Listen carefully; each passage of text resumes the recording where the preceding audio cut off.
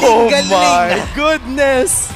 Estes pick para sa Blacklist International. Parang napanood ko na to eh. Pamilyar yung ganito. In-game code. Remember, keep an eye out for the poll. Andito na tayo. Masasaksiyan na natin ang debut game ng panibagong lineup ng Blacklist International kontra sa undefeated so far na Echo Express. Ngayon na tinitignan natin ang parehong lineups. Ano nga bang aasahan natin papasok ng early game? Definitely, Echo ang magsisimula ng momentum dito given that they have a Mathilda as well as a Kadita. Yes, na-nerf yung damage output ng isang Kadita come the early stages of the match. Pero hindi lang kasi dapat nilang hayaan kaya gaya ng ginagawa nila na magsama-sama yung side ng Blacklist International kasi dun sila malakas. Oo, parang gusto talagang gawin ng Blacklist International ngayon na magdikit-dikit at magsama-sama, making or maximizing yung Estes na hawak-hawak nila to its fullest potential. Hindi ko alam kung ano ang posibleng dalin ng isang Estes na naka-Flask of the Oasis. Hindi ko pa siya nasasaksihan.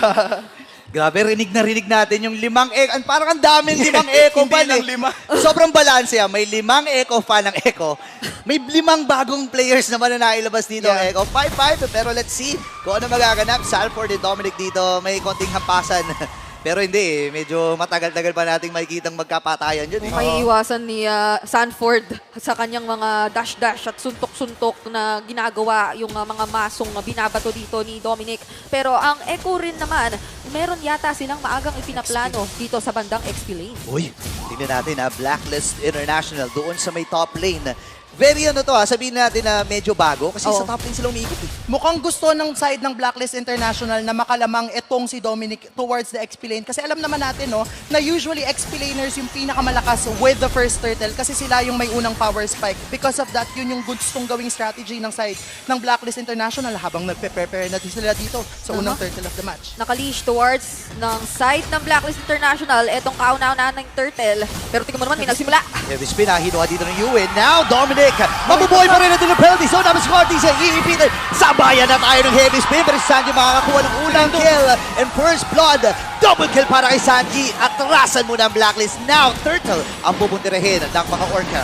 Dalawang miyembro mula sa Blacklist agad ang naging sagot doon ng Echo. Kung papansinin kasi natin, dumaan dito si Dominic sa ating long bush and yun yung naging way ng side ng Echo na bigyan siya doon and i-punish talaga siya doon because of that overextension.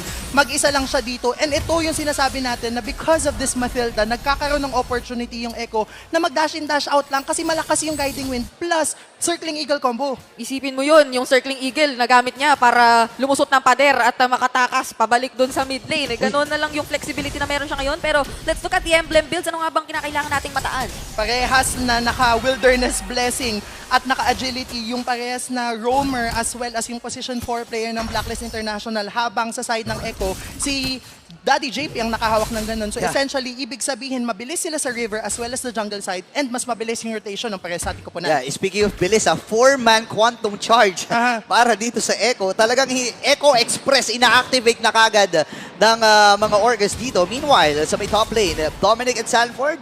Okay, so may konting suntukan lamang na magaganap habang si JP. Okay, so sabi, kalma muna namin, kalma. Parang we're yet to see yung talagang pag-maximize din nung nakikita nating pabilisan dito, marathon na mga emblems combination dito na ginagawa ng pareho nating teams. Kasi so far, parang napakaraming nagiging abangan sa mga rotations ng isa't isa. Unlike or unless mangyari ang ganito, na madedepensahan pala ni Dominic yung kanyang torre kahit dalawa na yung dumalaw sa kanya. Delik siya dito. Ang ganda ng ginagawa ni Sanji actually, no? Yeah. Na-point out ko to kanina eh. Talagang pinupuruhan nila si Dominic doon sa may top lane. And I think iba to sa mga bagong nakikita natin ngayon sa Echo. San duo doing their work and dito talaga yung gustong gawin ng side ng Echo na magkaroon ng advantage si Sanford in terms of the laning para mas mabilis siyang makasama in the team fight. Kasi nga naman, kung 4v5 ang laban, kahit madami pang heal yung side ng Blacklist International, kayang-kaya nilang balagan in terms of damage output. Meron na agad 2K gold lead na na-establish ang side ng Echo kontra sa Blacklist International. At nakikita na natin yung pagiging aggressive o panggugulo na ginagawa nila on to Rindu. Uy, pinagsasapak dito. Retribution na gamit na secure naman yung orange buff. And dahil doon, walang retry na gagamitin para sa second turtle. Di pa tinutunog! At ating game at Hindi tumigil si Sanford dun sa may top lane at napatay niya yung jungler. Second death para kay Rindo. Ito yung sinasabi ko kung bakit crucial na dinadalawan agad ni Sanji doon si Sanford para nakaka-rotate agad itong si Sanford. Kasi kaya din naman talaga niyang i-burst down yung mga damage dealers ng side ng Blacklist International. Because of that, nakakuha sila ng isang turtle, second turtle of the match, plus may bonus pang isa. Yue! Pero hindi, makakatakas. Namiss ko yung sigaw na Yue. Namiss ko. Okay, kinailangan ni Sample. Pero nakikita natin ngayon ito ba yung dahilan kaya napaka-focus kay Sanford ng bans ng Blacklist International kanina? Kasi parang gusto talaga nila makapag-farm etong si Rindo. Pero yun yung completely na-shutdown ngayon ng Echo Express. Kasi alam naman natin, no, isang Martis ay very early game and snowball reliant. Meaning lang nito, kailangan lang niyang makapag-dish out ng enough damage Grabe. output in the early game para makapag-snowball. Yun nga, para lumakas yung damage output niya. But the sustainability coming from Kim Poi, talagang sustainable. Tino mo, may cut na nga sila nagagawin dito. Heavy spin na nagamit na. Kasabay ng Purify. Na-pop na rin dito kay Owl. So, walang Purify si Kim Poi at si Owl para doon sa mga next na objectives na pwede namin kunin. Kasi third turtle ay mabubuhay na. Si Sanford na naman. Bantay sarado ang bawat miyembro at bawat ikot na gustong gawin ngayon ng Blacklist International. JP, parang halos hindi na natin siya nakikitang humiwalay Grabe, dito sa no? players ng Blacklist. Parang lagi silang at laging nagtatagpo ni Kim Poi. An early corrosion scythe build for Benny Cutie, meaning nito kaya na talaga niyang makipagbalagbagan. Tapos, ito namang si Owl, meron na siyang Has Claws. However, yung inherent damage ng isang Bruno and critical strike, medyo nagpo-proc pa talaga siya kapag nakabuild na ng Berserker's Fury. So, yun yung inaantay. And because of the space given by Daddy JP, early push bot talaga ang ginawa ng Echo. Buti nga nasabi mo, buti nabanggit mo yung criticals, no? At na-amplify pa yun with the fatal na emblem na meron siya. And now, called easy. Nakuha niya ba? Yes, nakuha niya. Nakuha niya yung purple buff. Nagamit yung retry, pero walang retry pagdating doon sa next na turtle. So, pwede muna sila mag-buy time. Pwede nga yata dahil mukhang Sige dito po, naman sa likod. Ay, ko po! Grabe si Sanford! Grabe yung mga sapak ni Sanford dito. Nagamit na rin niya yung spread. So ngayon, ang kupunan ng Echo, talagang nagsasama-sama. Kung alam nila magsasama-sama ang Blacklist. So sabi nila, sige, magsama-sama din tayo. Okay, gusto ko yun. Kasi para kay Sanford, mas marami tayong mga magagamitan ng kamao. Mas marami, mas masaya, Mas no? marami, mas masaya. An early flask of the Oasis build coming from Daddy JP. Essentially, meaning lang nito, mas lumalaki yung shield and sustainability ng side ng Echo. And dahil nga naman nakapag-snowball na sila with a 4K gold lead up until the 8-minute mark, sobrang crucial nito. Kasi wala pang kayang pumatay kay Daddy JP at this point in time, meaning, tinitake niya yung time niya to be able to build up enough items. Nako, parang ang meron pa lang ditong Dominance Ice ay si Dominic na halos hindi naman natin nakikita pang nakakasama kasi nabibisi rin talaga siya na mag-clear para hindi masagad ng Echo yung mga tore ng Blacklist International. Pero meron yata naman silang binabalak na gawing sagot dito sa bandang bottom lane. Depensa muna para sa Echo. Yung top lane. Naku, napapabayaan nila. 2 laban sa 4. Dito sa may bottom lane. Pero nakalimutan nila Lagi na itong ginagawa ni Benny, ni Daddy Benny, Daddy Affinity. Mula kay Daddy Benny at kay Daddy JP. So ngayon, 8 minutes and 23 seconds ng ating game. Ang dami pa natin aabangan. 3-0 pa lang ang score, ha? Sobrang bilis talaga ng ginagawa ng Echo. Tinatauhan nila lahat ng mga jungle camps ng side ng Blacklist International. Kaya nahihirapan si Rindo. And because of that, nakikita natin 2-level gap. Tapos nauubusan pa siya ng mga buff. Hindi na siya hinahayaan na makakuha ng mga buffs at yung pwesto rito ni Daddy JP. Tignan mo naman. Grabe. Nandun talaga siya Kung saan normally iisipin mo alanganin, parang kampante naman kasi sila with the guiding wind na kayang-kaya nila palaging makahanap ng way out. And even Sanji na magagaling sa likod. Nahuli si Kim Poi at babagsak na sa mga kamay ni Sanji. Ngayon si Dominic versus 4 members from Echo. Iikot namin na si Eagle. May ikot din na isasagutin si Smart Easy. Pero mapapagamit ng flicker si Dominic. Wala na silang minions dito. Hindi, meron pa palang catapult pero mapapatay pa rin. Itong si Dominic.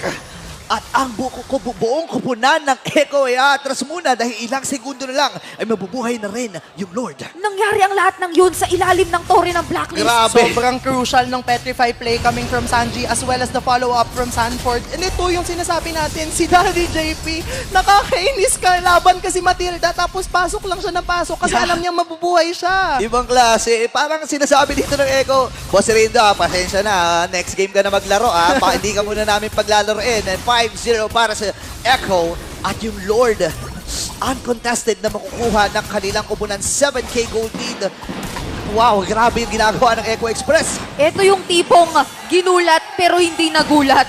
At Oo. nagagawa pa rin nila talagang sagutin kahit na marami tayo na binigla ng Blacklist International sa panibagong lineup na ginawa o ginamit nila kontra dito sa Echo. Pero mukhang ang win streak nila gusto muna nilang panghawakan sa ngayon. Kasi nga naman, sabi nga ng Echo kanina, di ba, ang keys to victory nila, Ah. expect the unexpected. So mukhang despite the changes in the lineup of the side of Blacklist International, Echo came prepared. And that's specifically what they're showing right now, no? With a 9K gold lead at 10 minutes part of the game. Sobrang laki na ng snowball potential ng side ng mga Orca. Alam mo, akala ko nga si Kuya Kai lang ang nanggugulat ng mundo eh. Yung pala ang Echo din eh. Kasi ginulat sila ng Blacklist. So, sige, maggulatan tayo dito, di ba? Gulatan pero hindi nakikitaan ng sobrang pagkasorpresahan. Dahil ngayon, ang Blacklist International ang napipilitang dumepensa. Oh my Tapos God. merong heavy speed pa! Oy, heavy spin. May sagutan dito ang magkabilang kupunan. Ngayon yung Lord, nasa bandang itaas. Papasok si JP dito pero lalayo din. Sanford, hindi magiging successful yung pag-takedown nila doon sa may top turret. Pero successful ang depensa ng mga agents. Itutuloy nga ba ng Echo dito? 9.4K gold lead. Uunti-unti na nila patumbahin yung Torre dito sa may bandang itaas. Pero hindi, magtatagumpay pa rin ang mga agents na madepensa nito.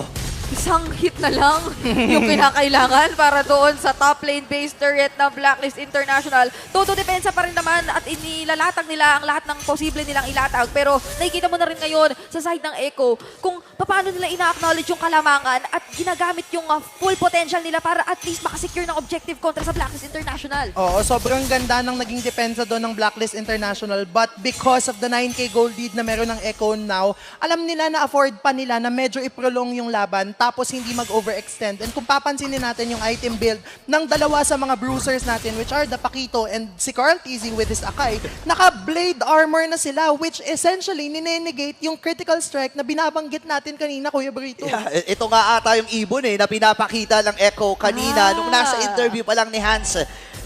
Sinasabi nila dito, baka ma-open yung ibon. So, nailabas siya dito. Daddy JP, masyadong mainipin eh. Sabi niya, hindi na natin natin yung mga minions na normalin ko na itong Torre sa itaas. At ngayon, ang laki na ng kalamangan. Pero ang nakakatuwa dito, Yue pa rin ang may pinakamataas sa damage dealt. Kasi nga naman, ang lakas ng poke capability na meron ng isang Valentina, yung first skill niya, no? And kapag nakakagaya siya ng mga ultimates such as the Terizla, na kahit papano na-negate yung nangyayari sa side ng Echo, nagiging crucial yun for their side. And because of that, siya talaga yung highest damage dealt.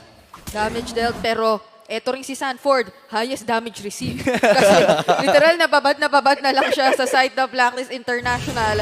At yung na-generate naman yung shields, parang nane-neglect mo na lang kung ano man yung kanyang mare-receive mula sa side ng Blacklist at nabubuhay at bumabalik lang talaga lahat. At mukhang etong kauna-unahang Lord natin para dito sa labang ito, hindi na muna lalapitan ng Blacklist pansamantala. Ang kanilang focus talagang makapagdepensa muna dahil kapag ka na-risk nila na may nawala, delikado talaga. Actually, good decision naman para sa Blacklist International. Hindi na ilaban yung Luminous na Lord. No? Under the turret, pwede nating iisa kaya kasi Dominic, nandiyan naman yung kanyang penalty zone. Mataas din yung clear wave nila in a way dahil nga sa tulong ni Yue. Diba? So, I think kailangan lang nilang kumapit dito at antayin ang right opportunity. Pero ito na nga ata yun. Hindi, wag muna. Ultimate na si, Oops. Sanji. Okay. Kalma. Tingnan muna. Inhale. Nadidepensa pa naman. Inhale. May dalawa pang base turrets ngayon ang Blacklist International pero may Lord na nagmamarcha doon sa bandang itaas. Kinakailangan mo na lang i-focus lahat ng kanilang mga resources. Pero ang Echo hindi yata muna mag-i-initiate. Wala na rin yung rough waves ni Sanji. Onting intayan muna. Kahit pa paano ang ganda ng ginawa ng side ng Blacklist International doon, no? Hinayaan nilang rumampa yung Lord onto the top side. Tapos pinush lang nila yung minions doon sa mid lane. And because of that, what a successful defense for their end. And still, Echo is still unable to finish the match despite 14 minutes being in the match. Ganda ng depensa na pinakita dito ng Blacklist International. Hindi sila sumuko. And by the way, si Owl medyo masakit na. So kailangan maghigat ng Echo dito. Even though na may 12K gold din sila, walang sasantuhin ang mga bola na pwedeng sipain dito ni Owl. Ang pinag-uusapan din natin ngayon ay isang Terizla sa kamay ni Dominic at marami na tayong mga nakitang sitwasyon na ang isang penalty zone ay nakapagpabaligtad ng mga laban kapag ka nagamit ng maigi at kapag ka natamaan mo mo yung tamang target. Hindi naman naka-purify si Benny Cutie para dito sa ating laban. It's the heavy spin na kinakailangan talaga nilang mataan kapag mag-a-attempt sila na mag-initiate kontra dito sa Echo. Pero speaking of Echo, Uy. pabuo na kasi yung items o buo na halos yung items nila. Yeah. Kung papansinin natin yung item build ng Uy, side oh. ng Echo, no, tatlo sa kanila yung may anti-heal. If I remember correctly, si Daddy JP naka-Necklace of Durance, si Sanford naka-Dominance Eyes, tapos itong si Benny Cutie naka-Si Halberd. Essentially, meaning lang nito, kahit hinihil sila ni Kimpoy, nanenegate yung healing effect ng isang Blessing of the Moon Goddess, ng isang Estes, because of that. And despite having a Flask of the Oasis, in a way, bumababa din yung healing mo. Grabe yung ginagawa dito ng dalawa. 100 TPs per minute. para dito kay Sanford at kay Sanji, the Sansan duo, ladies and gentlemen. Iba yung iba yung confidence na dala-dala nila dito sa laban na ito. Oo, hinihintay na lang nila yung susunod nating magiging Lord. Napi-freeze na lang eh. Yung third Lord na to ng ating laro na 30 seconds na lang na parang kinakailangan mapagdesisyonan na ngayon na Blacklist International kung ano nga ba yung kanilang mga gagawin. Pero in this kind of situation, ano nga ba yung best na kanilang pwedeng gawin? Kailangan gawin ng Blacklist International na i-show yung weak lane nila. Ito yung pinapansin natin, yung bot side, no, kung saan wala yung Lord, kailangan i-show yun ng Blacklist International. In a way, because this is the third Lord of the match, kailangan na nila itong i-contest. Otherwise, medyo mahihirapan sila mag-defend. And dahil nga sa 13k gold lead ng side ng Echo, medyo mahirap pa rin yun gawin. So kung ang gagawin nila na ibibigay nila yung Lord na ito, kailangan meron silang additional trade. Yeah, and napakahirap nito para sa kanilang kupunan. Actually, kung titingnan mo, yung, tama ka dun sa sinasabi mo yung Martis kasi, snowball Yeah, mo na early Kapag hindi mo nakuha yung early game na snowball mo, medyo mahirap nang makabawi. And dahil nga sa ginagawa ng Echo, I'm not sure kung naka-physical pa ba siya dito or naka-defensive. Ay, hindi, naka-defensive na rin siya. So, mababawasan pa yung physical damage na dapat mabibigay ng Echo, ng Blacklist dito. Pag-sustain muna sa mga posibleng dumating, lalo pat ito ay isang level 3 Lord na. So, hindi na biro yung kunat na dala-dala nito para mamaya. 15K gold. At Grabe, no? bukod dun sa gold teeth, parang kinakailangan, meron talagang magsusustain muna para sa Blacklist International nung kung anumang mga ibabato maya-maya ng Echo na mukhang ibabato na lahat dahil nagbabarcha na sila. Grabe, gutom na ang mga orca dito. Gusto nang sumisid, pailalim. Pero ngayon, ang kupunan ng Blacklist International, kailangan lamang dumepensa. Medyo mababa ang wave ng mga minions dito sa may bandang gitna. So, dediretso sila doon sa itaas. Ang Echo rito. Pero masakit na rin yung mga sipa. Andun si Kung Igan. Ngayon, tinamaan dito si Owl. Mapapalayo muna siya habang heavy spin na gamit na. Andun yung penalty zone. Ngayon si Dominic mapapaflicker din. Andun din yung heavy spin. At si Sanji makakakuha ng kill ngayon. Ang kupunan ng Blacklist kumakapit lang din. Healing from Kimpoy. Circling Eagle mula kay JP. At yung Lord ay buhay pa rin. Pwede mag-base up dito ang mga Orcas. Pero hindi muna nila gagawin niya kasi medyo bitin. Gusto nila kususin. Dito ang mga ahente. At ang game number 1 ay mapupunta sa Echo. And this winning moment is brought to you by our official sponsor,